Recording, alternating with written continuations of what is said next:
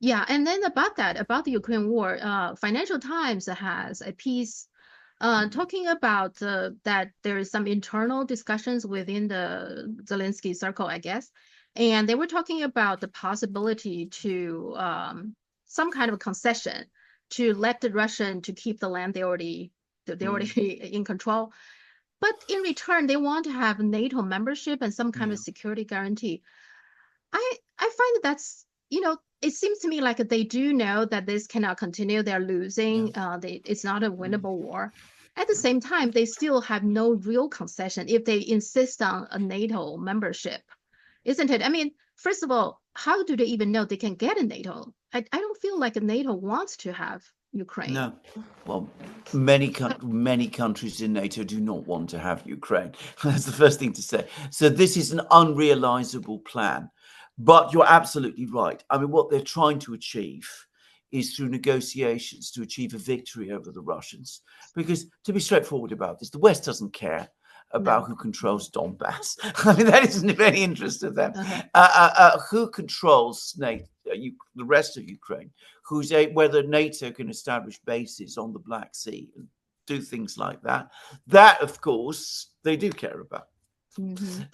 But the Russians care about it also, but they care about it from the opposite sense. So the Russians are certain to reject Hmm. this proposal. It's a fantasy. What they're talking about, and there's been lots of articles about this. There was the one in the Financial Times. There was another one in Foreign Affairs. But as I understand it, the proposal is this: Ukraine joins NATO. NATO gives a guarantee which says that all of Ukraine that is still under Ukrainian control is covered by NATO. Eastern Ukraine, which is currently occupied by the Russians, we don't extend those guarantees, the NATO guarantees, to.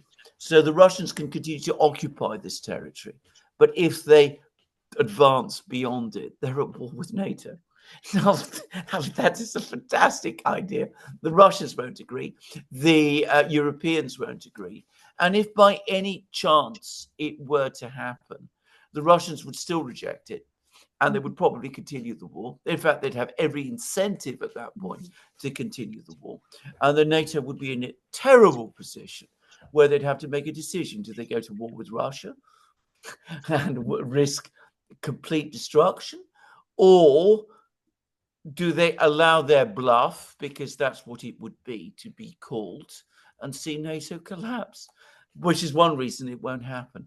To my mind, the fact that we're seeing proposals like this floating around is a sign that NATO has given up, that the West understands that the war is lost. Hmm. But there are still some people who clutch, as we say in Britain, at straws. That they still think that by some kind of clever trick they'll be able to come out on top, even though they've lost the actual battle. And so they come up with proposals of this kind and think that this is some sort of clever way to trick the Russians and fool the world and get what they've always wanted in Ukraine, rather than accept the fact that they've been defeated. Yeah, and the at the end of that article I find extraordinary. Here's what it Mm, says. It says in his, which means Biden's remaining 3 months in office, US President Joe Biden and his European allies should bolster Ukraine as much as yeah. possible. The aim ought to be put Kiev into strongest possible position ahead of a Trump presidency or to provide a foundation on which Kamala Harris can build if she prevails.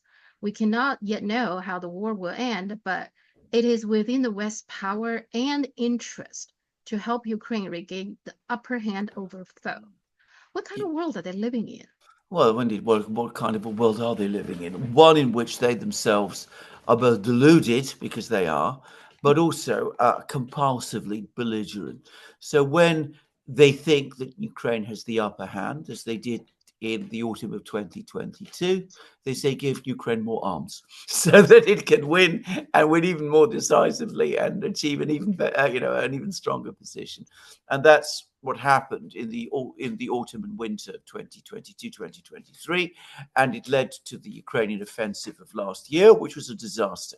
And when Ukraine is losing, they say give Ukraine more arms because that will put Ukraine in a better position.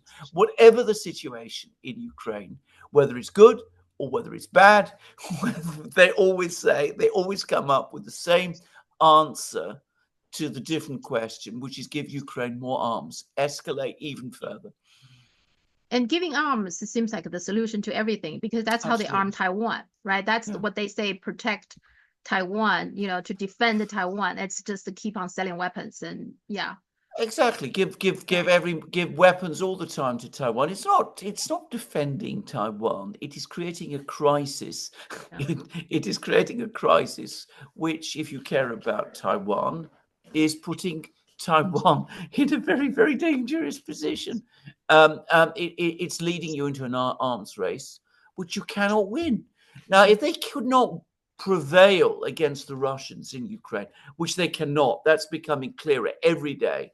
If they can't outproduce the Russians in weapons, as a NATO official from Finland has now admitted, what chance do they have against China? I mean, it's just ridiculous to think that they can prevail against China, which is an economy, well, how many times bigger than Russia's? I don't even know. But I mean, the idea is a stupid one, but it's always their answer to everything. Give more arms. Yeah.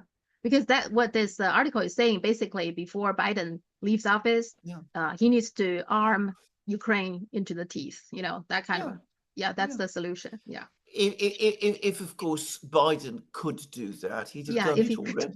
I mean, that's the reality of it. Yeah.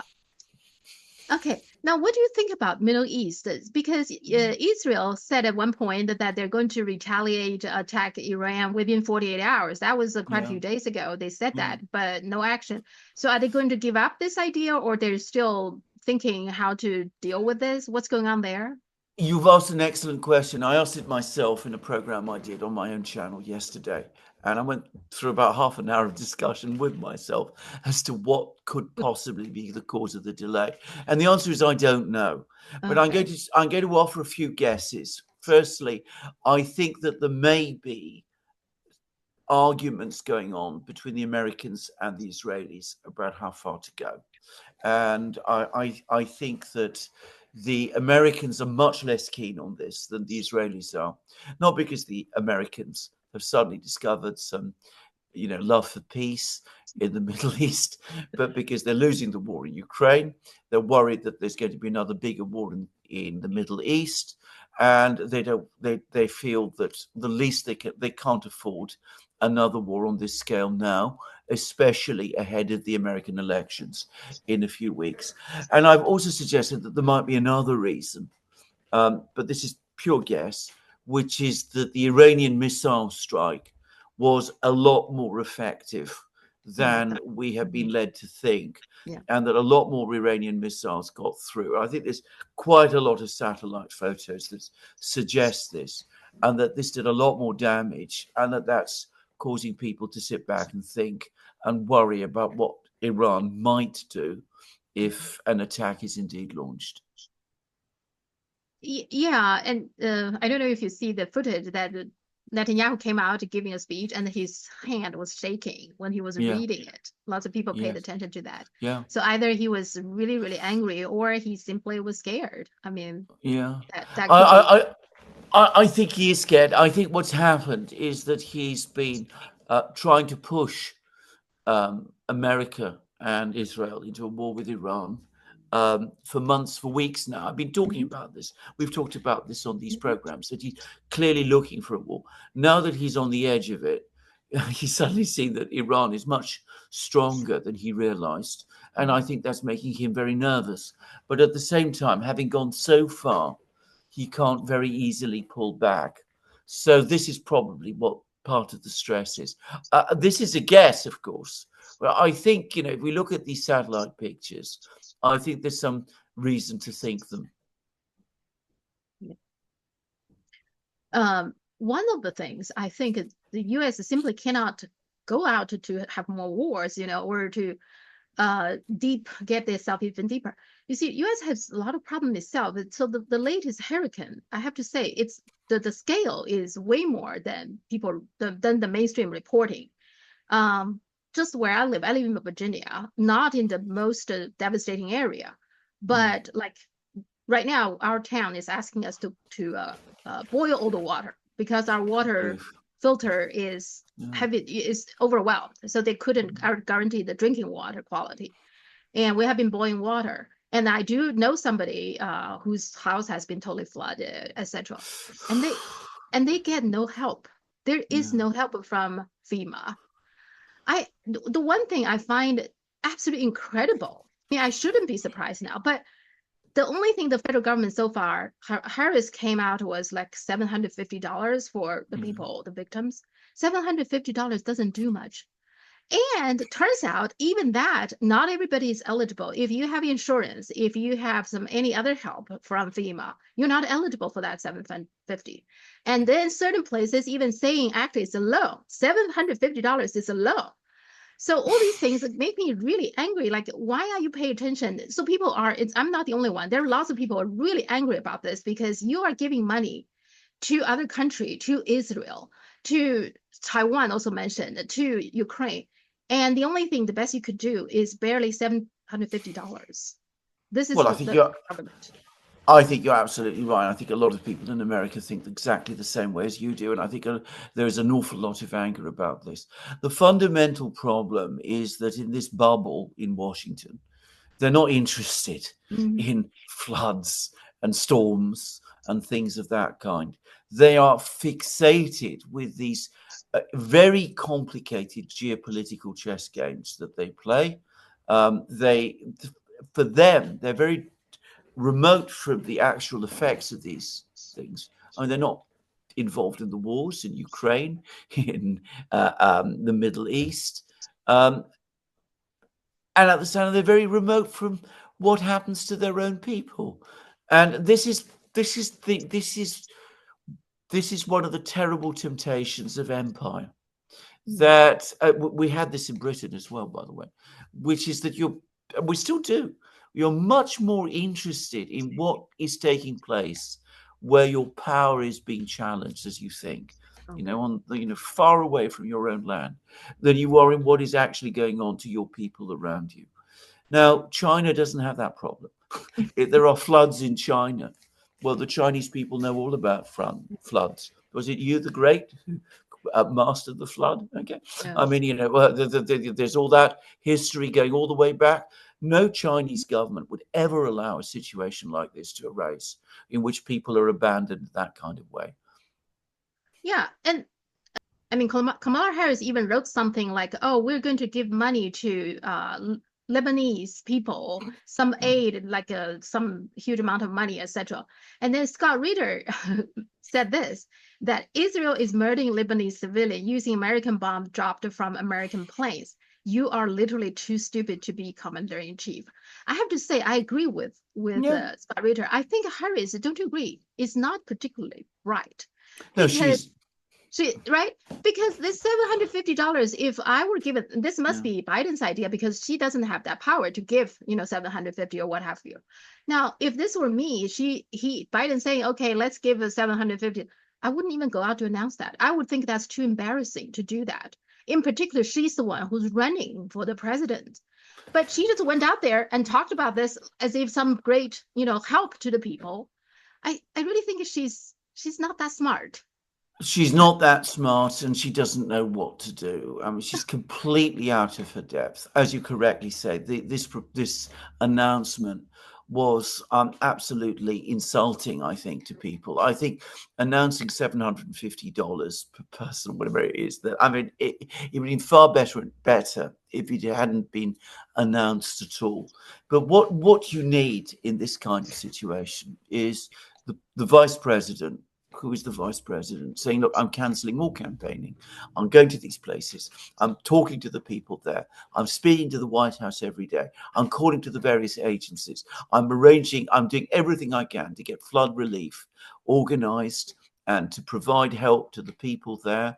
I speak to the people, show her talking to the people, relating to them, listening to what they have to say, talking to the engineers, the climatologists, the people who are involved in the logistic operations, get the army, the US military, and all of those agencies working to try to deal with that kind of thing. I remember a case study, if you like, in the West of how it was done was a couple about 10 years, 20 years, 15 years ago.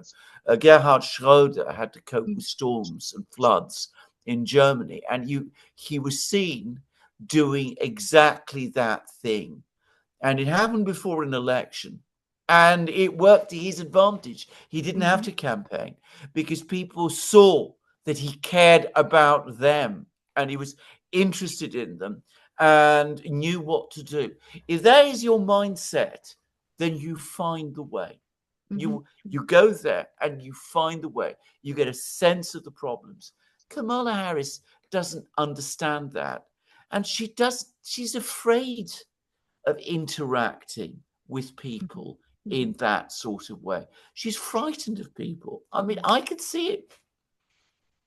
Yeah, the other thing is reminds me so much of Katrina. Remember Katrina? Yeah, And that really damaged the George W. Bush, but that was after Bush was reelected. yeah, And then immediately that happened, and then everybody, I think if it happened a little bit earlier before the election, he might not win. mm, I thought, for a situation like that, I thought Kamala Harris must remember that, must have tried to yeah. learn something from it, but obviously she doesn't. No, She's like, doesn't care at all, which is why some people speculated that Biden, for example, may not necessarily really want to help her because the way Biden was forced out of the campaign, he must be very bitter. So there are even people saying maybe Biden just simply doesn't really want to help her and see her fall. Maybe that's secretly that's what Biden wants. What do you think? well, I wouldn't be I wouldn't be at all surprised. And Biden impresses me as the kind of man who bears grudges. I don't think he's a forgiving type of person at all. Having said that, I don't think Biden himself is very interested in any of this either. I don't think any of them are, actually. I think they're far more focused, as I said, on the great game that they're Uh-huh. playing against China. It's always about China at the end of the day, by the way. Always remember that. It's always Russia, Iran. These are not really the important places. China is the place. So that's what they really are worried about. And of course, they're getting their priorities all Yeah. wrong because it's not just elections. It's not just showing that you care and winning an election on the basis of that. It's actually caring. It's actually taking an interest in your own country that actually makes your country strong. And of course, they don't get this at all.